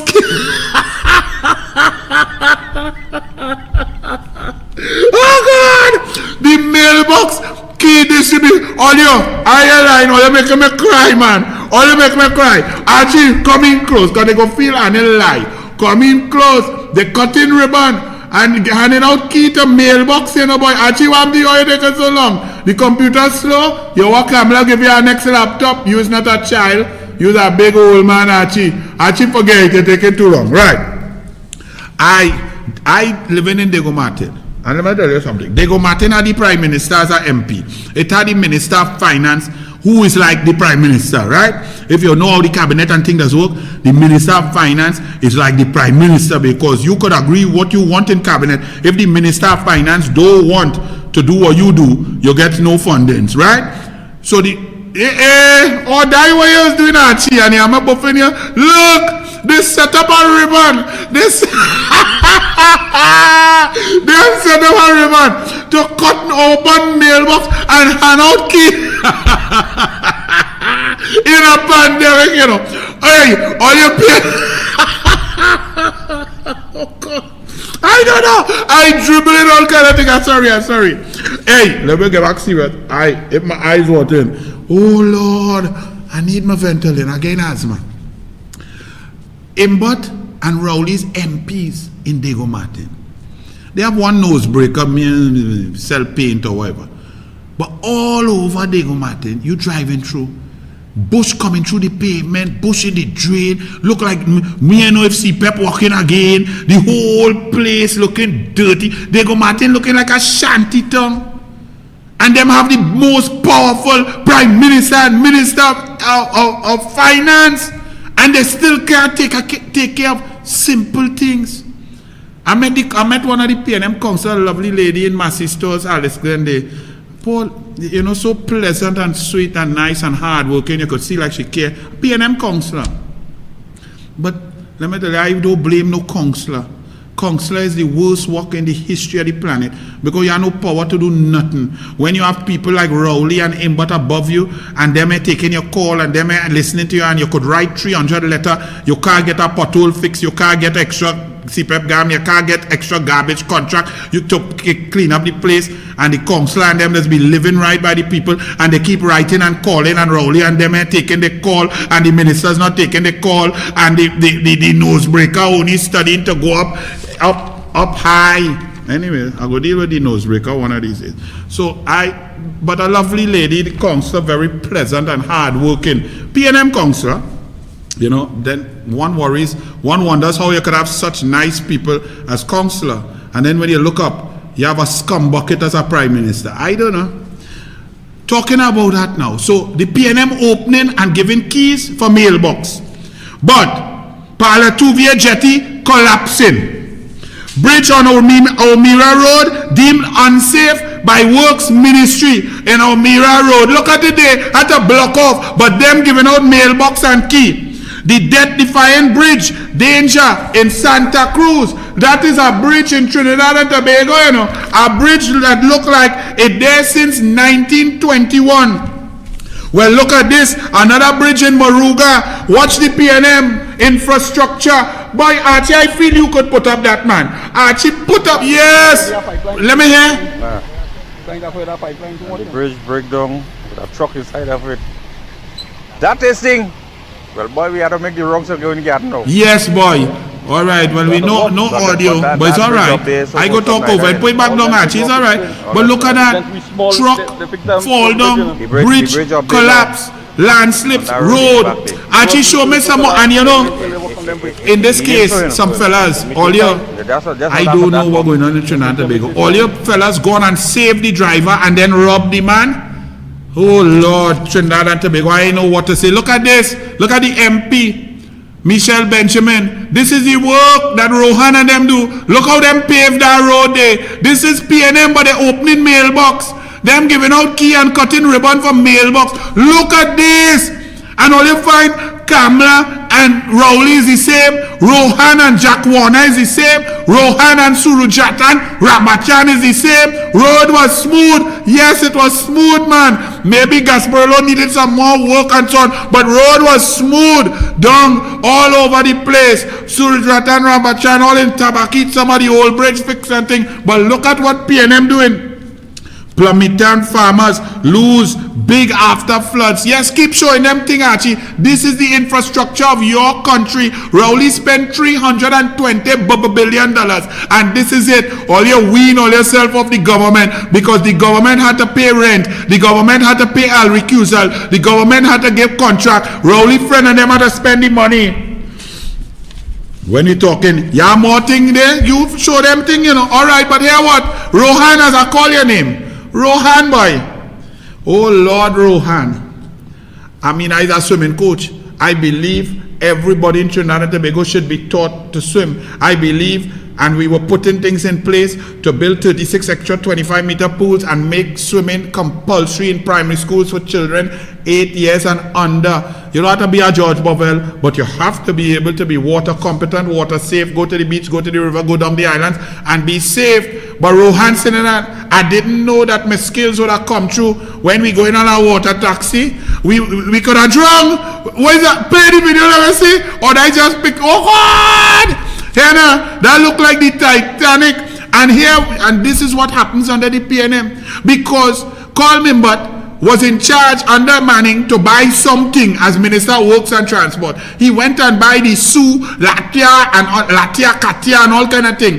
The Sioux, they buy it for something like 27 to 34 million. They spend the next 30 million or 40 million trying to fix it. It never sailed one day. What's the Sioux? That he called Mimbut Sioux. You then get Rowley. And Rowley says, after Bridgman's fiasco, the border ain't no good. So he put in ministers to purchase and procure. And then he put who? Call Mimbut on a committee with Smallpin, LaHunt, and Shamfa, Chain Shiface, Cujo. And this is what all you get. This is what happens. And now all the boat and them sinking. And it could talk about, well, it might just be a little maintenance. Maintenance when people drunk in. All you go and drunk my people. We move in. Where Gypsy when you need him? But Gypsy sing a tune for your boy now. The PNM cut your vocal cords. Report illegal development, says Rowley and the PNM. Because of flooding. Now they're saying it's illegal development. Well, if we report an illegal development, let me report Greenville. Rowley was Minister of Housing. Al-Rawi was on the Housing Board. Andre Montai was the chairman back in 2004, 5, 6 when Greenville went ahead without approvals by Rowley and Noel Garcia, even though Camille Robinson Regis and her ministry had blanked Greenville because they did not change the land use and they said it was a flood-prone floodplain area. But Rowley went ahead and people up there now frightened to drown in Greenville. Let's investigate that. Let's report those illegal developments. What about Las Alturas? What about Edinburgh Towers? What about all the projects under Rowley and Noel Garcia? Let's report those projects because Rowley said in a Guardian article in 2017 front page, yes, we had to cut corners in order to get job done. The job never got done and Rowley admitted to breaking the law, including when he opened his sheep farm in Tobago without an EIA and without a certificate of clearance, because that's what Rowley does. He does things by circumventing the law, lied in Parliament, and the Newsday Express and the media in Trinidad and Tobago uplifted him to Prime Minister over when we had an EBC, that is PNM. And you all say, happy independence? Well, if all you're happy, well, God bless all you. A man who breached curfew to carry food for his wife and child fined $8,000. Think about that. Carrying food for his wife and child, and a citizen is fined $8,000 for breaching Rowley's curfew. Was Rowley, convent girl, for not wearing the mask or wearing the mask down as a chin strap on several occasions? Were they fined for breaches? The Grenada Minister of Health is paying his fine because they saw a picture of him without his mask. Was Rowley, who contracted COVID with an invitation to Andrew Gabriel's daughter's wedding? How many of those ministers were in that wedding? 244 people were there. COVID-19 spike after that. Death spike after that. How many people were fined? How many ministers were fined? This man carrying food for his wife and child and get fined $8,000. The law, Dr. Williams said at the top of the show, must be what? Equally applied across the board. You all find that's equal, that's equity. $8,000 for he. Dr. Mariam Abdul Richard, you still haven't told me how much money you collect from the PNM. How much is the stipend for the PNM ERHA board? How much is the stipend for the PNM Trinidad and Tobago Bureau of Standards board? How much is your stipend for the PNM NIPDEC board? And how much is your salary paid by the PNM? Before you start to talk, she started to talk about 2 more children admitted, 10 kids now in hospital. We are noticing a trend of an increasing number of children being hospitalized or admitted for management of COVID-19. As of this morning, there are 10 children who are in the parallel healthcare system who are being managed for COVID-19. Of these 10 children, 1 is receiving ICU level care, 1 is receiving HDU high dependency unit care, and 8 other children are receiving ward level care. This is a trend that is causing great concern to us on the health team. I'm not too bright, so let me ask you a simple question.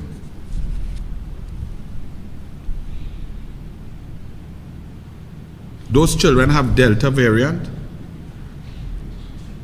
Do those children have Delta variant?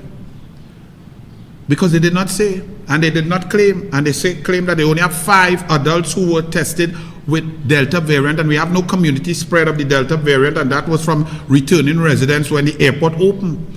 I'm asking you because if these children don't have Delta variant, then what has happened? How come the children are reaching the HDU and the ICU with the normal variant, with the normal COVID or the Brazilian variant, just so? How come? I'm asking, I want to understand. Because with the normal variant and the Brazilian variant, children were not at risk. Children were not included in the herd for vaccination. But now all of a sudden, as Rowley is being embarrassed because there is hesitancy to people, because we understood that Rowley has failed in everything, including the education program for vaccination. He believed that education is not necessary, that he is the czar, and what he say, he could bully people and let him shout down and cuss down people, and they will follow him because they are afraid of his bald, stupid self. So we have vaccine hesitancy because we have leadership non-existent. So let me ask you this. I'm just asking, how all of a sudden my children getting sick so? It's not Delta. So you mean the children were always at risk last year, June, July, August, September, October, November? Or just so they just get at risk and they just getting sick and they just going in the hospital? You see, when you lie, When you all create a narrative in order to move an agenda, you make yourself sound stupid. And that's why our people don't trust you. That's why there are ghost towns. Where's that picture? Where I have that picture? Oh God. Vaccine sites, ghost towns. Because there is no trust in Rowley. There's no trust in Convan Gill. There's no trust in the team. There's no trust in Mr. Honorary Doctorate from the PNM, Roshan Parasram. We continuing. The Alsing says Pfizer vaccine for teachers and health workers. Really? I thought the teachers and the health workers and so on was getting vaccine all the time. But aren't we dangerously exposed? Why don't you try to deal with some of the hesitancy by providing Pfizer to the general population and see if that will assist you all in moving from 28, the paltry 28%, and blaming citizens? You all fail to procure vaccines. You fail to educate the population. You fail to disseminate vaccinations. You lie and did not build trust, and now blaming the people?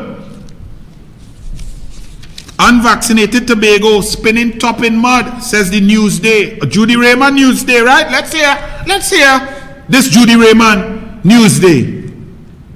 Tobago is managing soaring numbers with more than 500 active cases. 400 of them are supposed to be in quarantine at home. Why 400 to quarantine at home? So Tobago could only handle or have a parallel healthcare system for 100 people? After all that $40 billion of PNM spent since 2003? Number one, anyway, with 4% of the Trinidad and Tobago's population, Tobago is handling 10% of its cases. With a close-knit community of 60,000, Tobago remains particularly vulnerable to COVID-19 spread. But a combination of low population numbers and high availability of doses also means that at the current rate of vaccination capacity, the island could have been close to herd immunity in a week. Let's analyze that statement. So, the Newsday realizes that Tobago's close-knit community is particularly vulnerable to COVID-19 spread. You didn't realize that when Rowley sat down and invited the whole of Trinidad to go across to Tobago for Easter and tell them Tobago is the place to be. Come with your Brazilian variant, come with your COVID, come and stink up Tobago, come and infect Tobago, come and kill Tobagonians. All you didn't know that Tobago was susceptible to spread when Rowley talking nonsense. Now you know, after Rowley's damage, that Tobago is susceptible. Now you know that Tobago is small and comparative advantage in vaccination and reaching herd immunity, small population is an advantage. Well, doesn't that also apply to Trinidad and Tobago? We are only 1.4 million people plus 200,000 illegal immigrants, 1.6 million. The United States of America has vaccinated 150, 200 million people. Why have we, in 10 months, only vaccinated 28% of our population? Isn't that a complete, utter failure of Keith Rowley and his PNM government? Because even with a comparative advantage, they have failed. Meanwhile, of course, Tobago's COVID-19 death toll is also rising steadily, hitting 63 this week. And when did it start to rise steadily, Newsday? When Keith Christopher Rowley, the man who say his navel string buried in Tobago and Tobagonians looking to dig it up and burn it on an open fire, Keith Rowley invited people to Tobago and put Tobago from a 0-0-0 position to now spiraling out of control, death and devastation. That is squarely on the chest, the hands and the heart of Keith Christopher Rowley and the PNM. You didn't say that? Tobago has so clearly run off the rails that exasperated Mr. Dennis fretted that active cases are finding themselves at supermarkets shopping for groceries, at villa and zest parties. Exasperated. The whole of Tobago is exasperated that Dennis still thinks that he's the chief secretary, 6-all, and feel that he's going to win an election, and that Rowley, his boss in Trinidad, the PNM, brought all the Trinis there to infect Tobago. Rowley, Trinidad and Tobago, dangerously exposed. Why are we dangerously exposed, Rowley, to COVID-19? I thought we were number one in the world when you were calling election to try and get a spike to win, to gerrymander, to not have election observers, to have your EBC controlled by your former sitting minister's niece and the best friend of a bundles that you like. When you were calling election to ensure that you could procure without procurement. And we were not testing, we were not contact tracing. Our first death was here during Carnival. By the time the election called, we had only tested 5,000 people in this country. And you were saying you flattening curve and have this convent girl talking nonsense day in, day out, disrespecting citizens, keeping them out of the country. How come we dangerously exposed now if the borders have been closed and locked down? Who left the borders porous? Who let in the Brazilian variant? Who infected Tobago? Who invited Trinidadians to Tobago? Rowley, Rowley, Rowley, Rowley, and Rowley. You imps. For the children, says the Guardian. Prime Minister Dr. Keith Rowley's frustration with parents who are denying their children the opportunity to take the Pfizer vaccine is understandable. Really, Guardian? You all see how these papers are? So Rowley's frustration with parents is understandable. But our citizens and parents' frustration with Rowley for lying, for telling us nonsense, for obfuscating the science, for taking and attacking doctors and putting idiots in charge, for putting Convent Girl and Davlin Thomas in charge of a pandemic, for not distributing resources, for not procuring vaccines, for not protecting us with the porous borders. Our frustration is not okay. Rowley is frustrated that parents don't want to vaccinate their children. When Rowley did not educate the parents, did not disseminate information, created lies, and everything he says is proven wrong. And the Guardian, you're not frustrated with Rowley's leadership, Rowley's losing the pandemic war. You are not frustrated in nearly 1,300 citizens dying. You're not frustrated that the Brazilian variant is, since May 11th, 90% of deaths and cases. You are not frustrated that the borders are exactly the same as they were pre-pandemic, and now open borders, open season, and illegal immigrants coming. You are not concerned that the state of emergency has not dwindled. We still had 7 deaths today. We had 7 deaths yesterday. 350 cases in 2 days. After 109 days of state of emergency, 116 days of total complete lockdown and economic devastation. You are not frustrated by Rowley's leadership, Rowley's failure, Rowley leaving us dangerously exposed. You are frustrated and understand Rowley's frustration with citizens. Guardian. Sitting ducks to Delta, says the Express now. Saturday Express opinion. Such as those cited above. Most alarming is Tobago, which is now recording deaths on an almost daily basis. Why is Tobago now recording deaths on almost a daily basis? Wasn't Tobago pristine in Easter? Before Easter, pristine, 0 community spread, 0 cases, no deaths for 2 months. But then someone invited everybody to Tobago, and now Tobago is recording deaths on almost a daily basis.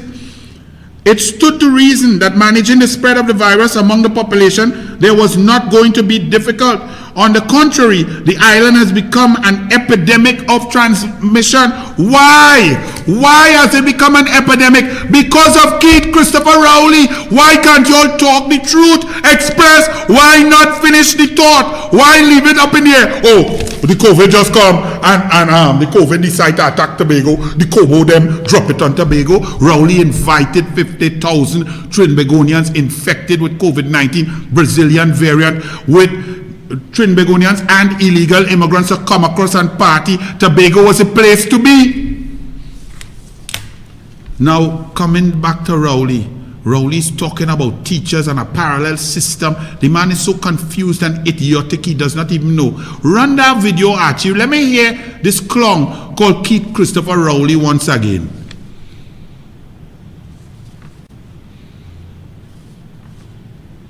Archie, you fall asleep, or run the thing by. The teachers who are going to come out to teach, long ago in the program of vaccination, we made special arrangements for teachers, not once but repeatedly. So we expect that teachers, more than anybody else in this country, would be in a position to explain the science to other people. and of course to have themselves in a position not to be a problem for their society and their charges.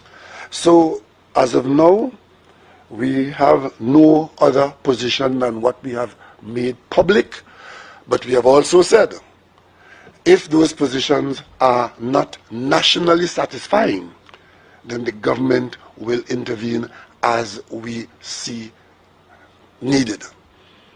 But on the 1st of October, face-to-face learning would be available. Face-to-face contact will be available. But to access that, it has to be for vaccinated students. Will there be separate teachers to teach the virtual classes? That is for the Ministry of Education to work out, and that is what the assignment is going to be, to make it work. That's for the Ministry of Education to work out.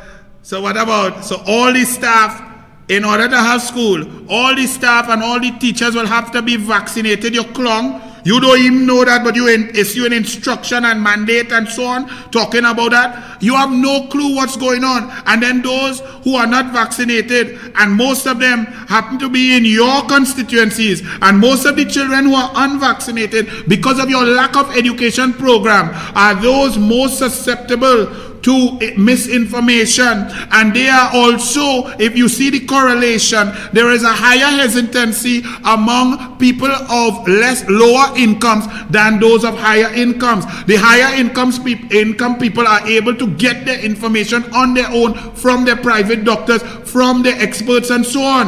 The other people will depend on the government, but they don't even trust you because you lie every minute. So what is the plan? Furthermore, let me ask you all something, Rowley, because the Parents Association said that when you take your child to get vaccinated with the Pfizer, that they are being told to sign a waiver.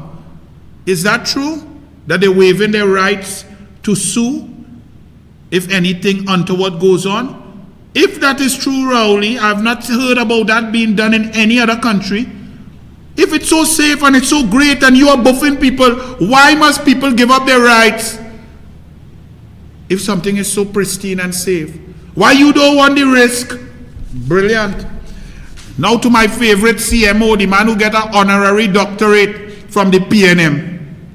The CMO is trying to explain, because I was asking, and all the UNC asking, but how come mall and thing open, retail open, but churches are open and beaches and rivers are open? When everybody know at the beach have sunlight, COVID could only live 12 hours in the hot sun, whereas in the indoor in the mall it could live 72 hours.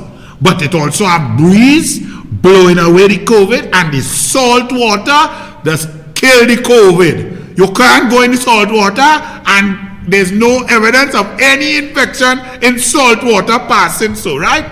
So somebody asked PNM honorary doctorate Roshan Parashram CMO, how come retail open and not churches here and beaches here?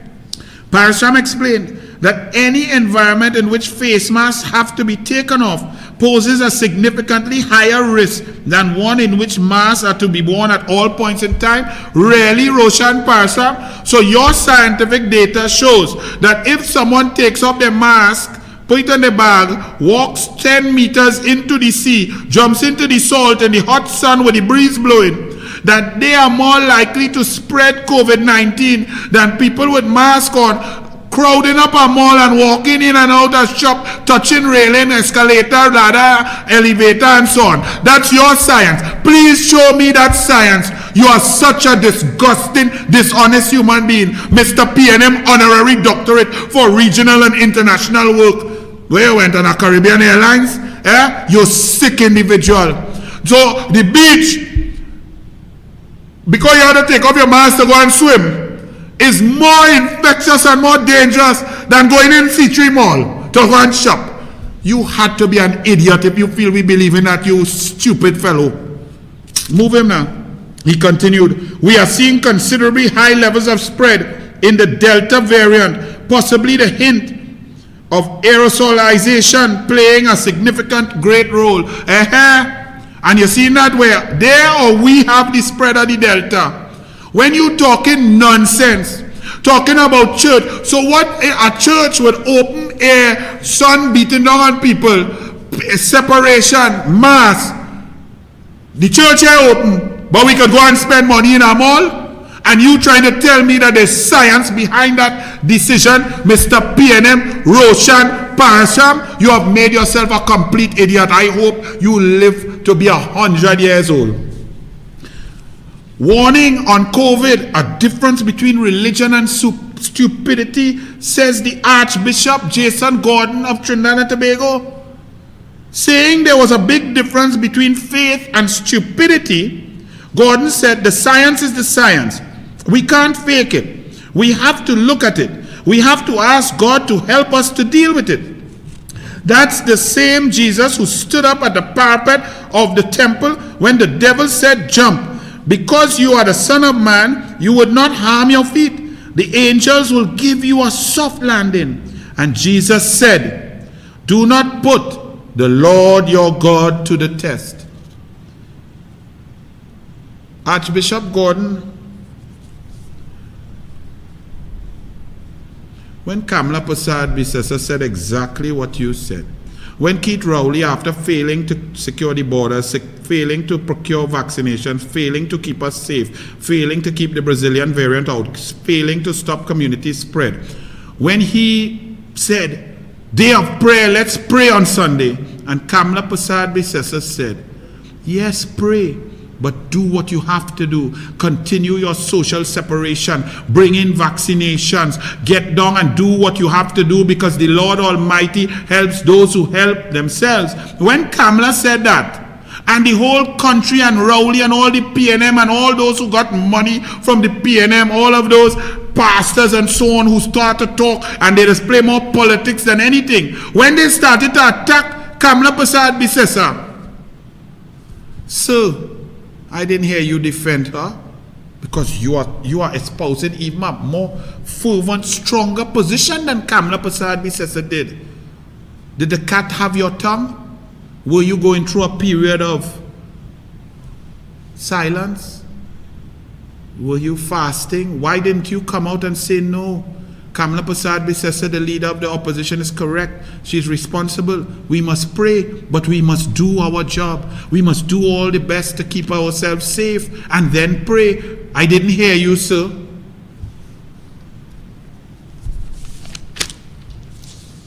Man held with fake vaccination cards. Really? A man was held with fake vaccination card? Or is it a former PNM candidate was held with fake vaccination card? This is the fellow.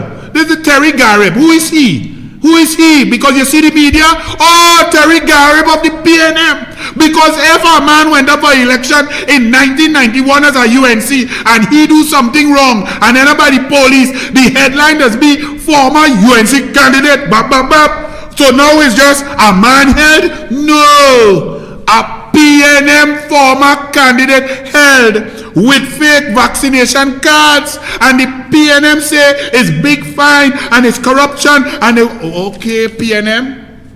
Rowley say, I'll be around for a good while. Well, Trinidad and Tobago, if that is true, God bless Trinidad and Tobago, because we can't be a real place. We have a man who is a scumbucket as a father.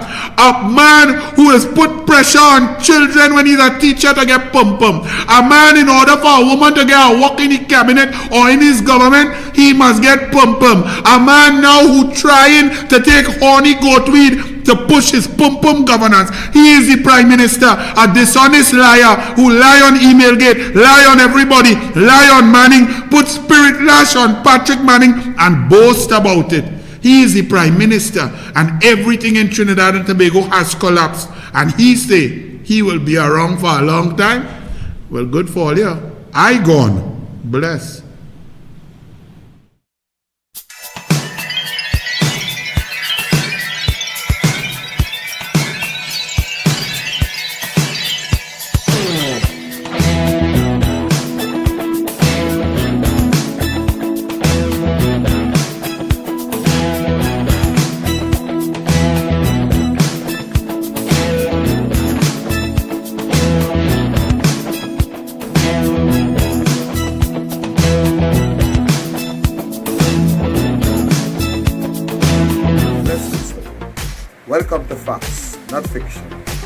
Join me this Thursday the 2nd at 7:30 p.m. sharp, yes, for another Facebook Live as we discuss facts, not fiction. Keep rolling, state of emergency, so much murders, everything out of hand, like this place going through. Join me Thursday at 7:30 p.m. sharp. I'm out.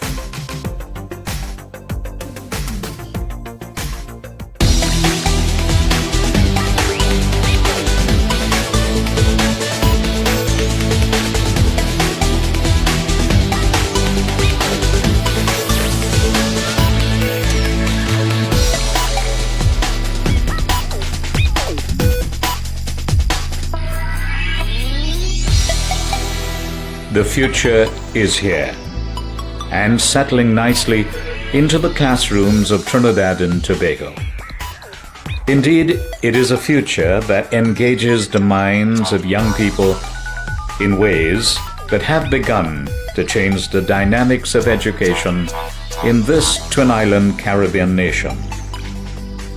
The digital era has arrived, and it's one that excites today the leaders of tomorrow, preparing them with a different learning landscape than existed when simple teaching tools like chalk and talk were the norms.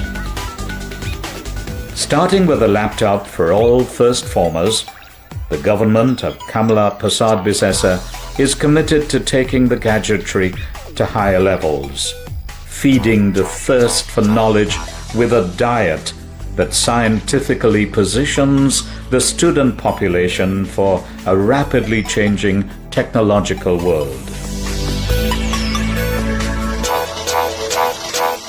The wisdom of laptoping vividly displayed its proud characteristics at the recently held Virtual Educa Symposium in Port of Spain. Young and older ones, the students immersed themselves in what looked like a silicon setting, where familiar and futuristic electronics dazzled their little eyes and captured their inquisitive imagination.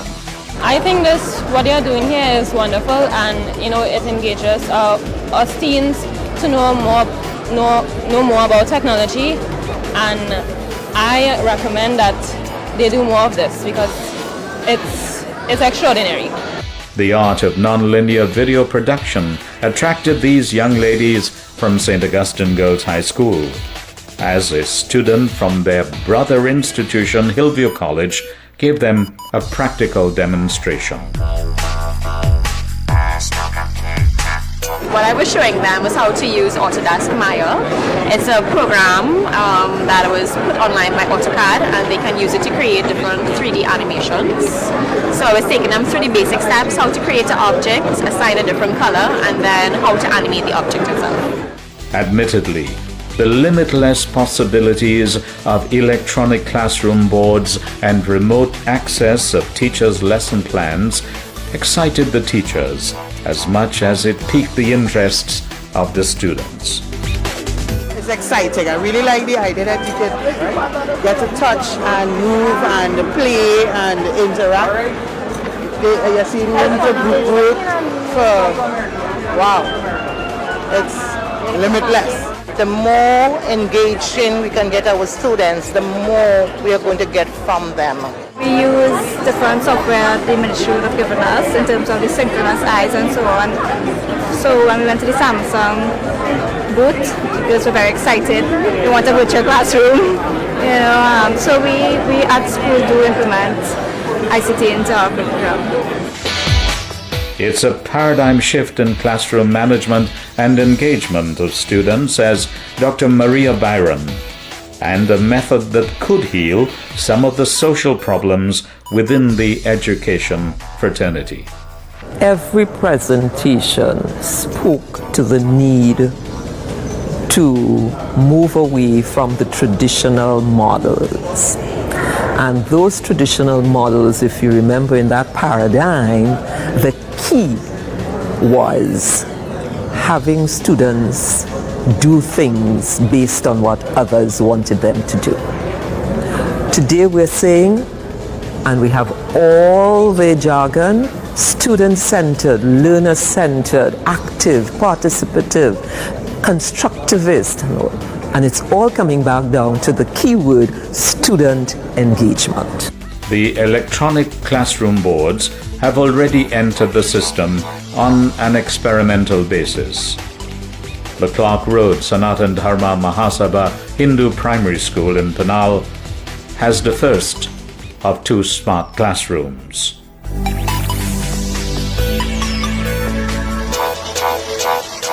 I must commend the ministry that they have taken this opportunity to share this with the children of Trinidad and Tobago.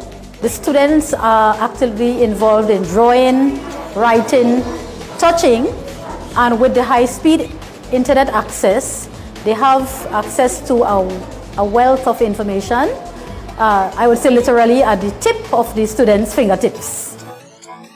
At Presentation College in Chaguanas, where another board forms part of the research project, IT expert says the Samsung school concept offers greater individual attention and it is less time-consuming. This will aid teachers when they give their coursework assessments. Right? They don't have to spend 2 hours, 3 hours grading papers, marking papers. This software will do it automatically for certain formats of tests like multiple choice, true and false, short response. It will be able to grade it instantly. And you can get your answers, you can get your results, you will know exactly where in your lesson you have to spend more time and where you can move on. It is better teacher-student interaction, and I find it is easier to learn, and I find I get my marks and stuff easier. I am very anxious to see what the next steps for this kind of technology will be for the classroom. I think it makes teaching for the teachers and learning for the students much easier than it was before. It's innovative, it's a better teacher-student interaction, as my colleague said earlier. It's actually a better learning experience for the children. The Honorable Prime Minister, in her promise to the nation leading up to the general election of 2010, we had put forward on the manifesto the question of human capital development for sustainable development. And then it was one of the 7 interconnected pillars was the question of ICT and the connectivity within the population and ICT in education as well. And from day one, she had also promised to give the students entering into secondary school 1 laptop per child. And we have delivered on that. For the last 4 years, we have given close to 75,000 laptops to students, and who would be now in Form 1 to Form 4. We give to close to 5,000 teachers, primary school principals, secondary school principals, school supervisors. Together we trained close to 4,000 to 5,000 teachers on ICT skills and knowledge at different levels. And then in addition to that, we ensure that all 134 secondary schools have computer labs ranging some from 1 to 6, and some of the labs have up to 60 computers. And more than 300 primary schools have computer labs. And we're working to complete 176 more primary schools before September comes on. But the rollout plan does not stop here. Virtual Educar, which is celebrating its 15th anniversary, is particularly pleased with the organization and successful execution of the symposium here in Trinidad and Tobago. Its Director General, Jose Maria Anton, says plans are ahead for the setting up of a regional center that will link classrooms across the hemisphere. In each country of the Caribbean, we are going to have a virtual educa 21st century classroom. That means the following. And let me explain a little bit. You have a classroom of every kind, but you need a classroom, experimental classroom, where you have all this technology.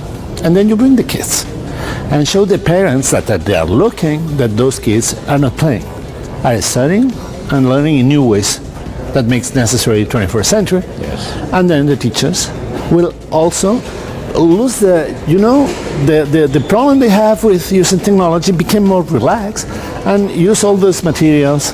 If you have one of those classrooms that are showcases in each country, and you have one person in charge of the classroom, pedagogy skills, and you make a network, and you relate that to Latin America, and you work on that.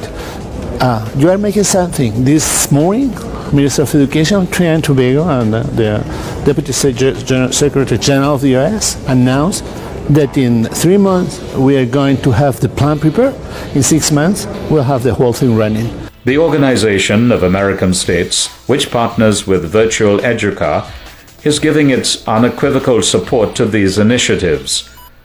Assistant Secretary General Ambassador Albert Randin says the OAS will continue to endorse the smart classroom construct because of its intrinsic value to economic development and global positioning.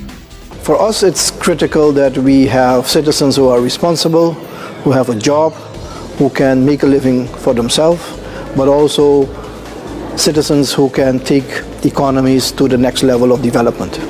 We cannot progress by continuing with the same kind of approach. I'm very happy that Trinidad and Tobago is flourishing in that sense as a leader in the Caribbean and certainly also in the Americas in terms of taking initiative. We cannot keep talking about it. Somebody has to start doing it. It's only then, and the OAS will support always this initiative, because for us it's important that we maintain democratic governance, democratic institutions, a high degree of observing human rights, but also creating jobs, making sure that people have an income, build a life for themselves, and look towards the future. Samsung Technologies, which built the 2 experimental classrooms in Trinidad, has pledged its continuing assistance in creating the Regional Networking Center. Samsung is willing to support and provide Samsung's hardware devices as well as Samsung's software know-how and knowledge in this smart school project. I think this is a great opportunity for us to understand what smart school project in the future is very important in the education field. I'm definitely sure this is one of the great stepping stones to build up the next future education system. Several other global corporate sponsors partnered with the Ministry of Education in Trinidad and Tobago to ensure a successful symposium with simultaneous workshops conducted by local and international experts.